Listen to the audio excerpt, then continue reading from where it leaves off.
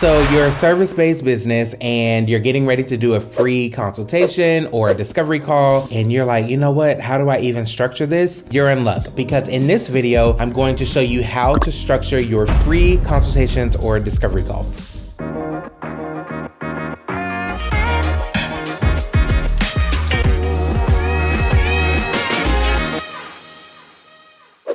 What's up, CEOs? It's Coach Nick, founder and CEO of Nicholas Marque Coaching and the From Passion to Profit Launch Experience, where we help entrepreneurs launch, grow, and scale their ideas into profitable businesses. But if you are a service-based business and we start working together, I encourage all of my service-based businesses, before you try to sell on webinars, before you try to do challenges, bring people to a free consultation. That is going to be your highest converting closes, because you are able to speak with people one-on-one. And even as you grow your business, you're going to continue to do free consultations. So in my business, I still leverage free consultations as well. All right. And so you want to, number one, have an event or have some sort of way for people to book a call with you or your team. You have to have people who are going to take advantage of your free consultation. Number two, free consultations are a great way to turn prospective clients into actual clients. So don't be afraid to give value. Now, if you're a coach, I am not saying to go into a full-blown coaching session, but they need to understand how your solution gets them from point A, which is where they want to be, into point B. So when I had an event business and I did free consultations, the very first thing that I asked people were,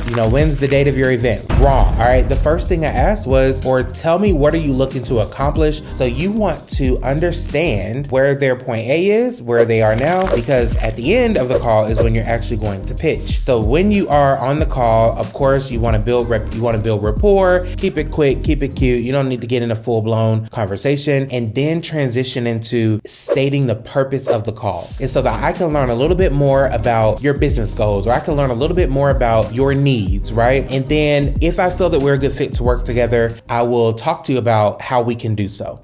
So you want to make sure you state the purpose of the call. You have to remain the leader.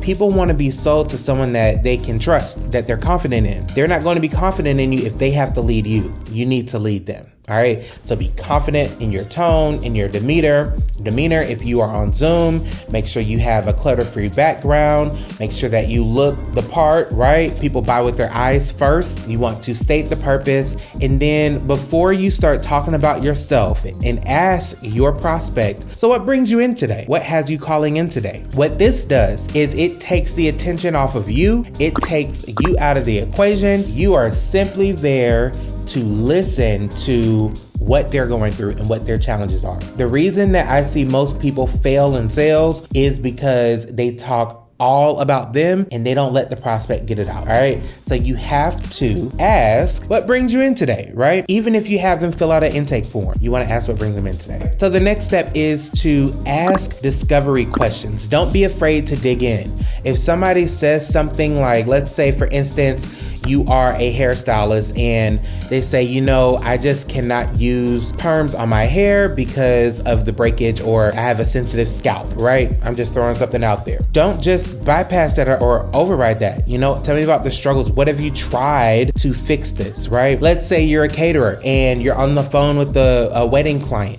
We've searched for caterers and we're just not finding any that, can really bring to life food experience that we're looking to. What about the other caterers did you not like? What about their food did you not like? And then after you dig deep, I gotta make it worse, dig into the pain points, understand the why, understand, hey, if we were to solve this problem, then what would this mean for your family? Whatever aligns with what service you're offering. All right. And then after you let them talk all about them, you need to thank them, right? Thank you so much for reviewing your goals with me or talking to me about the challenges.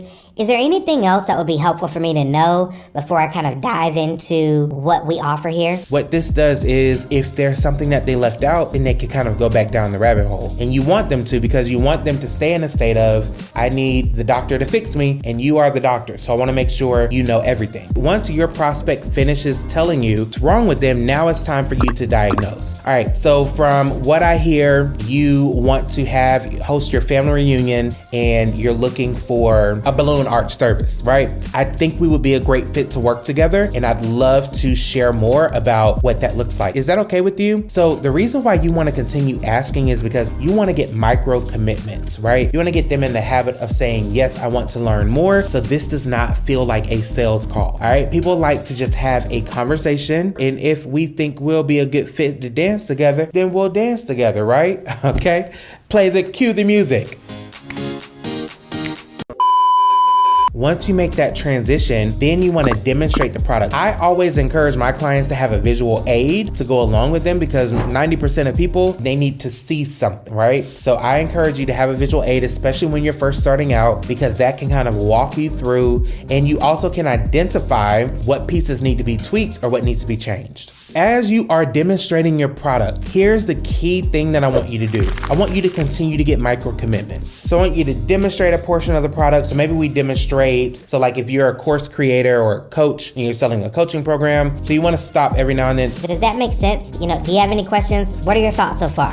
And then maybe the next piece you talk about, get access to the group, and then you get immediate access to the course. And then before you go to the close, which closing is actually asking for the sale, you want to double tie them down, right? So on a scale of 1 to 10, 10 being, I know that this is exactly for me, 1 being, this is not for me, where do you lie as far as what we have to offer, right? And then let them answer. If it's anything less than a 9, then you want to ask, or you want to say, thank you so much for being transparent. I appreciate you letting me know that it's a 7. What would need to happen for this to be a 9 or a 10 for you? You want to handle all that before you even talk about pricing, because here's the thing. If we're a good fit to work together, if you don't feel like this service is the best service to help you solve your problem, there's no point in us even talking about pricing. Let's get past this part first. Let's get past the why it isn't a 9 or a 10 first, right? So you want to do that. This is called handling objections. So anytime you have an objection, which is, I gotta think about it, or, I need to ask my boss, you always want to say thank you. You want to agree with the customer, and then you want to, again, dig in.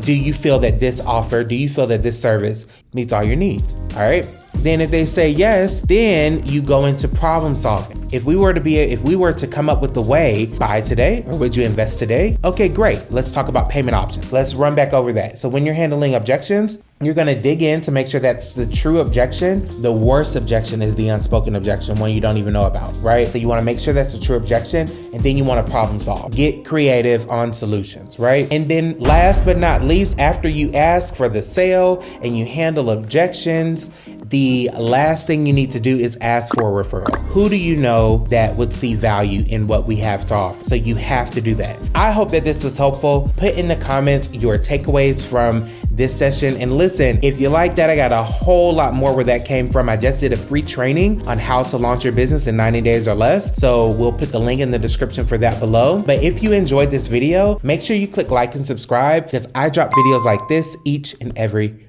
week. A wise person once taught me that proximity is power. And it's true. 10 years ago, when I started my event planning business, I had no customers, no revenue, no clue. And when I started to build a tribe, not a circle, but a tribe, I was able to start working with some of the biggest Fortune 500 companies in the country and build a 6-figure business. So now as a business coach, I've taken the liberty upon myself to start a community called CEO Nation, a community for entrepreneurs who are looking to launch, grow, and scale their business. We have monthly workshops and coaching sessions, monthly Q&As, resources, and not only that, you get to network and connect with entrepreneurs from around the world. And you can get started today for just $1. So click the link in the description and get started today. Did you like that episode? Not only do I want you to click like and subscribe, but I want you to binge watch the next episode right here.